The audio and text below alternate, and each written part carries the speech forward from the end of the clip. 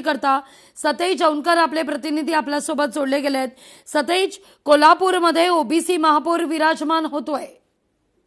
नक्कीच लागेल। आपण पाहिलं तर खरं तर कित्येक वर्ष झालं कोल्हापुरात महापौर आणि जी सदस्यांची जी सभागृह असतं ते नव्हतं। मात्र आता नव्यानं झालेल्या या सगळ्या निवडणुकीमध्ये आपण पाहिलं तर कोल्हापूरमध्ये आता ओबीसी महापौर आहे तो विराजमान होणार आहे। खरं पाहिलं तर या झालेल्या निवडणुकीमध्ये महायुतीनं जोरदार बाजी मारलेली होती आणि महायुतीचाच महापौर होईल असं सांगितलं गेलेलं होतं। त्यामुळं आता काही वेळापूर्वीच मुंबईची आरक्षण सोडत निघालेली आहे। त्या निमित्तानं आता कोल्हापुरात ओबीसी महापौर आहे तो विराजमान होणार आहे। मात्र तो महिला असेल की पुरुष असेल हे मात्र अद्याप झालेलं नसलं तरी देखील खरं तर मी तुम्हाला याच प्रश्नाचं तुमच्या या शंकेचं आता निरसन करते। आता जी अपडेट पडली आहे त्या अपडेटनुसार कोल्हापूर, अकोला, अहिल्यानगर, उल्हासनगर, चंद्रपूर, जळगाव या ठिकाणी ओबीसी महापौर विराजमान होणार आहे। पण यापैकी 4 ठिकाणी महिला ओबीसी महापौर पदाकरता चिठ्ठी काढली जाणार आहे अशी एक आता अपडेट समोर येतेय।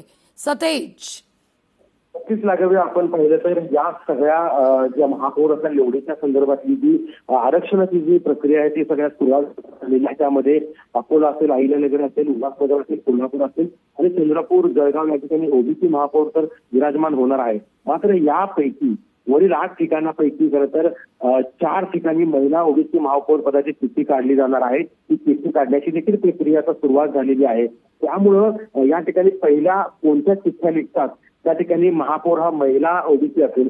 त्यामुळे सगळ्यांचंच या 8 महानगरपालिकांच्या जे सदस्य आहेत, उमेदवार आहेत, उमेदवार आहेत, जे निवडून आलेले सदस्य आहेत त्यांचं मात्र लक्ष लागल्याचं या ठिकाणी आपल्याला पाहायला मिळतं। आता या ठिकाणी साधारणतः कोणाला संधी मिळू शकते काय वाटतं? कोल्हापूरमध्ये कोणाचं पारडं जड आहे?